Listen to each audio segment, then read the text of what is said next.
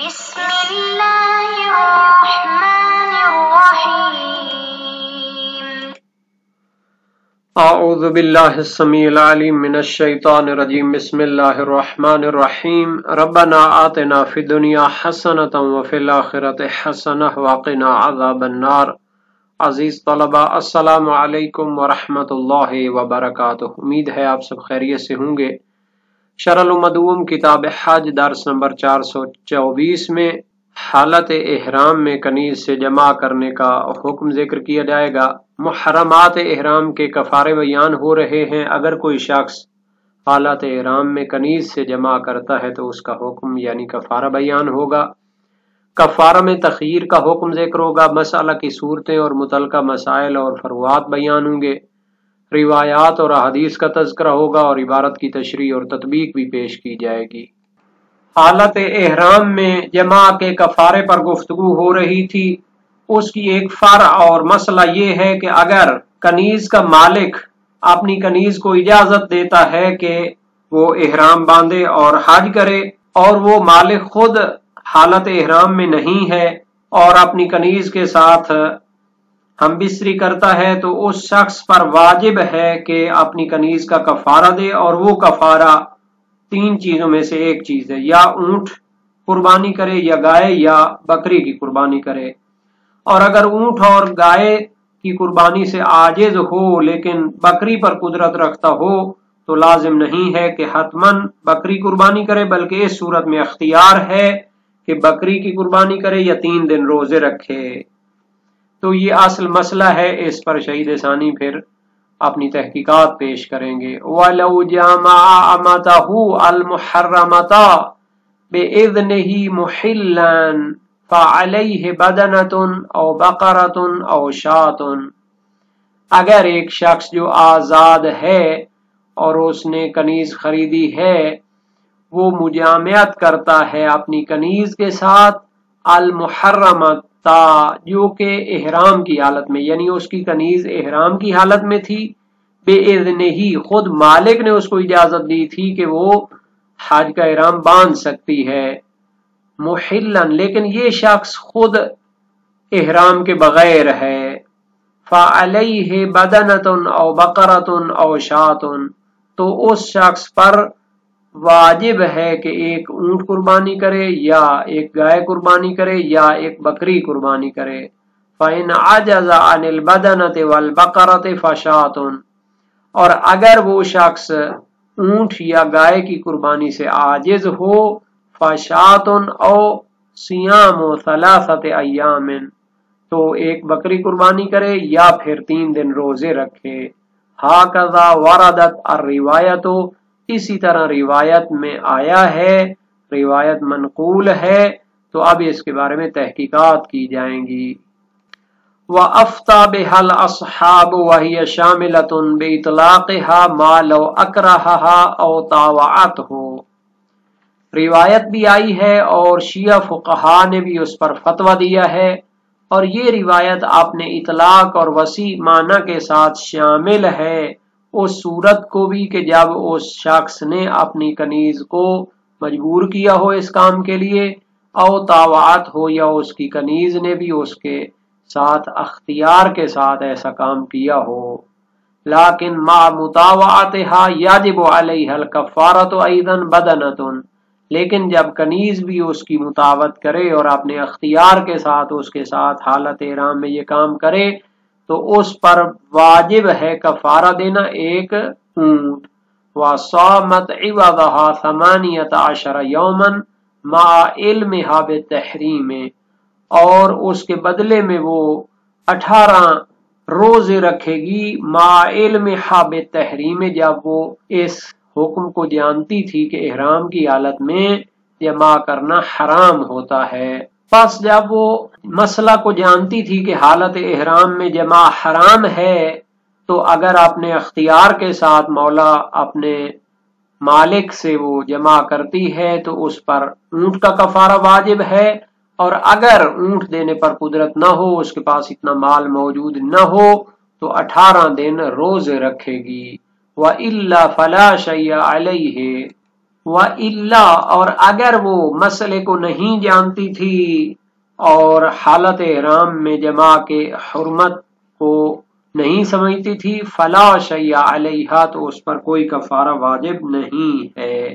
المراد بإعصارہ الموجب للشاۃ او الصیام إعصارہ عن البدنۃ والبقرۃ، اس میں یہ مطلب بیان کرنا چاہتے ہیں کہ روایت کے اندر ایک لفظ آیا ہے اعصار، اگر وہ اونٹ اور گائے سے عاجز ہے اس کو ادا کرنے سے تو پھر وہ بکری یا روزے رکھے گا۔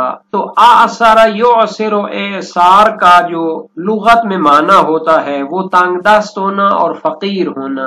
معصر ایک لفظ ہوتا ہے عربی میں موسر، یعنی کہ کافی اس کے پاس مال و دولت ہو، امیر شخص ہو، اور معصر عین کے ساتھ یہ فقیر اور تنگ دست کے معنی میں ہوتا ہے۔ تو شہید ثانی فرماتے ہیں کہ روایت میں جو اعصار اور نہ ہونے کے معنی میں ایک لفظ آیا ہے جس سے پھر بکری یا روزے واجب ہو جاتے ہیں، اس اعصار سے مراد اونٹ یا گائے دینے سے عاجز ہونے کے معنی میں ہے، نہ یہ کہ اصلاً اس کے پاس پیسے نہ ہوں اور بالکل وہ تنگ دست اور فقیر ہو۔ جو کنیز کا مالک ہے، جو اتنا اس کے پاس سرمایہ ہے کہ وہ کنیزیں خرید سکتا ہے، وہ اتنا تو تنگ دست نہیں ہوگا کہ اس کے پاس اصلاً ایک گائے خریدنے کا بھی پیسہ نہ ہو۔ مراد یہ ہے کہ اس کے پاس پیسے ہیں لیکن اونٹ یا گائے ملتی نہیں ہے۔ تو یہ بھی ایک اچھی وضاحت ہے، کوئی روایت سے یہ نہ سمجھے کہ روایت میں جو لفظ آیا ہے اعصر یعصر اعصار تو اس سے مراد فقیر شخص ہے۔ فقیر کیسے ہو سکتا جب اس کے پاس کنیزیں ہیں اور اتنا سرمایہ ہے؟ تو پھر اس سے مراد یہ لینا پڑے گا کہ اس کے پاس اونٹ یا گائے ملتی نہیں ہے۔ وَلَمْ يُقَيَّدْ فِي الرِّوَایَةِ وَالْفَتْوَى الْجِمَاعُ بِوَقْتٍ، اور روایت میں نیز فقہا کے فتاوی میں مولا کے کنیز سے جمع کرنے کو کسی خاص وقت کے ساتھ مقید نہیں کیا گیا، یعنی مولا پر جو کفارہ واجب ہوتا ہے اس میں شرط نہیں ہے کہ کس وقت احرام کی صورت میں اس نے جمع کیا ہے۔ اس بنیاد پر مولا کو کنیز کے تمام اوقات میں احرام کی حالت میں جب وہ ہے، چاہے وہ مشعر سے پہلے ہو چاہے وہ مشعر کے بعد ہو، تو اس پر یہ کفارہ واجب ہو جائے گا۔ یعنی روایت میں اور شیعہ فقہا کے فتاوی میں مقید نہیں کیا گیا، شرط اور قید نہیں ذکر کی گئی اس جمع کے کفارے میں بے وقت کے کسی خاص وقت میں ہو۔ فَيَشْمَلُ سَائِرَ أَوْقَاتِ إِحْرَامِهَا، تو یہ شامل ہے کنیز کے احرام کے تمام اوقات کو، الَّتِي يَحْرُمُ الْجِمَاعُ بِالنِّسْبَةِ إِلَيْهِ، کہ جس صورت میں وہ احرام کی حالت میں ہے تو اس کے مالک پر اس سے جمع کرنا حرام ہوتا ہے۔ اما بالنسبت الیہا فیختلف الحکم کالسابق، لیکن اگر وہ کنیز اس کے ساتھ اپنے اختیار کے ساتھ اور مطاوعت کے ساتھ جمع کرتی ہے تو اس کی نسبت حکم مختلف ہو جائے گا، جیسے پہلے بیان ہو چکا ہے۔ اگر مشعر سے پہلے ایسا کرے اپنے اختیار کے ساتھ تو اس کی حج باطل ہو جائے گی، اگلے سال بھی اس کو حج کرنی چاہیے، اور اگر مشعر کے بعد ایسا کرے تو پھر فقط کفارہ ہوگا۔ فَلَوْ كَانَ قَبْلَ الْوُقُوفِ بِالْمَشْعَرِ فَسَدَ حَجُّهَا مَعَ الْمُطَاوَعَةِ وَالْعِلْمِ، اگر وہ کنیز مشعر کے وقوف سے پہلے ایسا کرے تو جب وہ علم بھی رکھتی ہو مسئلے کا اور اپنے اختیار کے ساتھ ایسا کرے تو اس کی حج باطل ہو جائے گی، اگلے سال بھی حج اس کو کرنی پڑے گی۔ وَاحْتُرِزَ بِالْمُحْرِمَةِ بِإِذْنِهِ اما لو فعلته بغیرہ فإنہ یلغو فلا شیء علیہما، اور اس مسئلے میں بیان کیا گیا ہے کہ وہ کنیز اپنے مولا اور اپنے مالک کے اذن اور اجازت سے احرام باندھ چکی ہو تو اس قید اور شرط کے ذریعے اجتناب کیا گیا ہے، اما اس صورت سے لو فعلته بغیرہ کہ اگر کنیز نے اپنے مالک کی اجازت کے بغیر ہی احرام باندھ لیا تھا، فَإِنَّهُ يَلْغُو، تو وہ احرام شمار نہیں ہوگا، لغو ہوگا، کیونکہ کنیز اپنے کاموں کا اختیار نہیں رکھتی، وہ زر خرید ہے، وہ اپنے مولا کے اختیار میں ہے، مولا کی ملکیت میں ہے، تو اسے اپنا احرام باندھنے سے پہلے اپنے مولا اور اپنے مالک سے اجازت لینی چاہیے۔ اگر بغیر اجازت کے ایسا کرتی ہے تو یہ پھر لغو ہے۔ فلا شیء علیہما، تو اگر مولا اس کا مالک اس سے اس حالت میں جمع کرتا ہے تو دونوں پر کوئی کفارہ نہیں ہے، چونکہ گویا کہ وہ حالت احرام میں بھی نہیں ہے۔ ولا یلحق بها الغلام المحرم باذنہ وان کان افحش لعدم النص، اور شہید ثانی فرماتے ہیں کنیز کے حکم میں اس کا غلام ملحق نہیں ہوگا اس کے ساتھ جس نے اپنے مالک کے اذن و اجازت سے احرام باندھا ہو، تو اس کا کفارہ اس کے مالک پر نہیں ہوگا۔ وَإِنْ كَانَ أَفْحَشَ، اگرچہ یہ بڑا گناہ ہے، کیونکہ مالک اپنی کنیز کے ساتھ مجامعت کر سکتا ہے، لیکن جو اس کا نر یا مرد غلام ہے اور زر خرید غلام ہے اس کے ساتھ وہ ایسا کام نہیں کر سکتا لعدم النص سے، تو اس کا تو ڈبل کفارہ اس کے ذمہ ہونا چاہیے تھا۔ فرماتے ہیں اصلاً اس کا کفارہ اس کے ذمہ نہیں ہوگا لعدم النص سے، چونکہ اس کے بارے میں نص اور روایت موجود نہیں ہے۔ وجواز اختصاص الفاحش بعدم الكفارة عقوبة كسقوطها عن معاود الصید عمدا للانتقام، یہ دوسری دلیل ہے کہ اس مرد غلام کے ساتھ مالک حالت احرام میں ایسا کرے تو اس کا کفارہ مالک کے ذمہ نہیں ہوگا۔ ممکن ہے کہ جو اس نے گناہ کیا ہے اور یہ بڑا گناہ ہے تو اس کا کفارہ نہ ہو، کیونکہ اس کو آخرت میں عذاب ملنے والا ہے، چونکہ اس نے خدا تعالی کی شدید نافرمانی کی ہے۔ تو بعض اوقات بعض گناہوں کے کفارے رکھے جاتے ہیں کیونکہ اللہ تعالیٰ اس کو بخشنا چاہتا ہے اگر وہ توبہ کرے، لیکن اگر اس طرح کی شدید مخالفت اور نافرمانی ہوئی ہو تو اس کا کفارہ قرار نہیں دیا جاتا، کیونکہ خدا تعالیٰ اس کو بخشنا نہیں چاہتا اور اس کے شدید نافرمانی کی صورت میں اپنے غیظ و غضب میں گرفتار کرنا چاہتا ہے اور اسے آخرت میں عذاب دینا چاہتا ہے۔ اور اس کے مانند مسائل موجود ہیں شریعت میں، اگر کوئی شخص ایک بار شکار کرتا ہے تو اس کے لیے کفارہ معین ہے، کیونکہ اللہ تعالیٰ چاہتا ہے کہ اس کو بخش دے، لیکن اگر دوبارہ جان بوجھ کر احرام کی حالت میں شکار کرے تو پھر اس کا کوئی کفارہ نہیں ہے۔ قرآن کی صراحت ہے کہ اس صورت میں اللہ تعالیٰ اس کو بخشنا نہیں چاہتا اور اس سے انتقام لینے والا ہے۔ قرآن میں ہے وَمَنْ عَادَ فَيَنْتَقِمْ اللَّهُ مِنْهُ، جو شخص دوبارہ شکار کا ارتکاب کرے گا تو اللہ تعالیٰ اس سے انتقام لے گا۔ تو اس کا کیا معنی ہے؟ یعنی یہ شدید گناہ ہے اور اصرار ہے اور نافرمانی میں تکرار، اللہ تعالیٰ پھر فرماتا ہے کہ اس کے لیے کفارہ نہیں ہے کہ اس کو بخشا جائے، بلکہ اس کو عذاب دیا جائے گا۔ ممکن ہے کہ فاحش اور سنگین جرم خاص ہو کہ اس کا کفارہ نہیں ہے عقوبت کے ساتھ، یعنی اللہ تعالیٰ سزا کے طور پر اس کے لیے کوئی کفارہ معین نہیں کر رہا۔ قَسُقُوتِهَا عَنْ مُعَاوِدِ الصَّيْدِ، جیسے کفارہ ساقط ہے، جو شخص دوبارہ شکار کرے گا تو اس کے لیے کوئی کفارہ نہیں ہے۔ عمدن، جو جان بوجھ کر دوبارہ کا مثلا شکار کرے تو اس کے لیے کفارہ معین نہیں ہے۔ لیل انتقام میں، چونکہ قرآن میں ہے کہ جو دوبارہ ایسا کرے جان بوجھ کر تو پھر اس سے اللہ تعالیٰ انتقام لینے والا ہے، اس کو جہنم کی آگ میں جلانے والا ہے، اس کو سزا اور عذاب دینے والا ہے۔ تو اس وجہ سے ممکن ہے کہ جو شخص ایسا کرے تو پھر اس پر کفارہ نہ رکھا گیا ہو۔ تو یہ جو اصل مسئلہ ہے کہ اگر کسی کنیز نے اپنے مالک کی اجازت سے احرام باندھا اور پھر اس کے مالک نے اس کے احرام کی حالت میں اس سے جمع کیا تو اس کے مالک پر اس کا کفارہ واجب ہے۔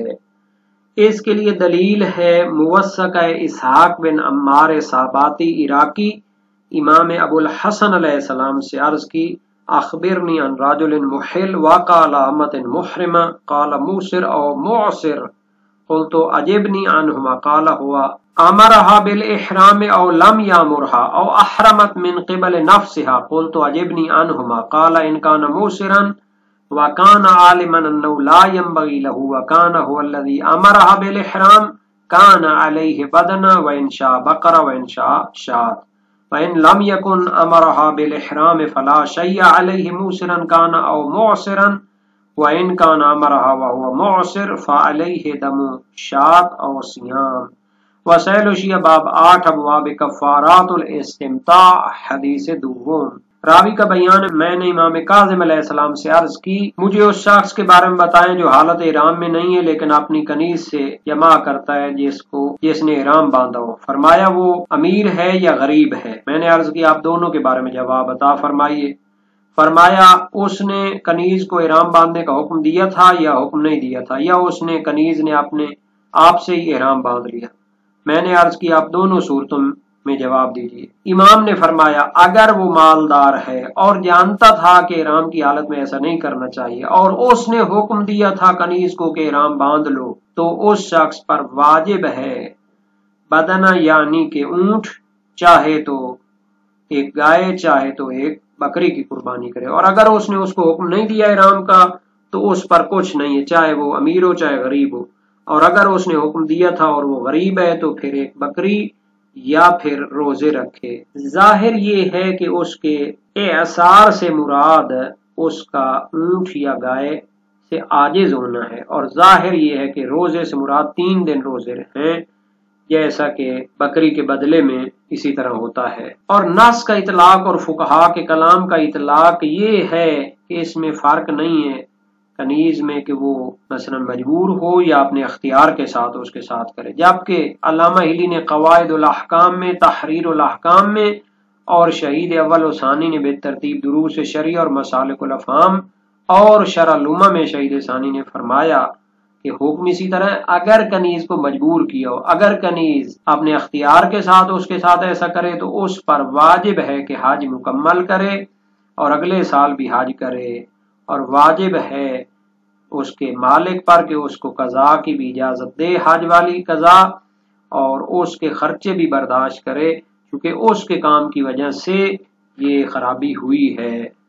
اور اس پر بھی کفارہ واجب ہے، یعنی کنیز پر بھی کفارہ واجب ہے ایک اونٹ کا، لیکن وہ اونٹ کے بدلے میں 18 روزے رکھے یا 60 روزے رکھے. اس میں اختلاف ہے کہ اونٹ کے بدلے میں کتنے روزے رکھنے ہوتے ہیں، اور اس بنیاد پر اگر ہم بدل کے قائل نہ ہوں تو واجب ہے اس پر انتظار کرنا حتیٰ کہ وہ آزاد ہو جائے یا اس کو اونٹ پر قدرت حاصل ہو جائے. اور اس حکم میں ایک جماعت فقہا نے توقف کیا جن میں سید المدارک ہیں، کیونکہ روایت مطلق ہے اور ان تمام فروعات اور مسائل کی صراحت اس میں نہیں ہوئی.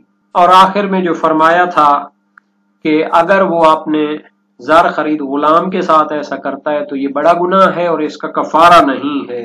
تو مسالک الافہام فی شرح شرائع الاسلام میں فرمایا کہ غلام کو کنیز کے ساتھ ملک کیا جائے گا، تو اس میں 2 وجہ ہیں، ایک تو ناس نہیں ہے اور اصل برات جاری ہوتی ہے کفارہ سے، اور دونوں کا مملوک اور زر خرید ہونے میں شراکت سے سمجھا جاتا ہے کہ اس پر بھی کفارہ ہونا چاہیے.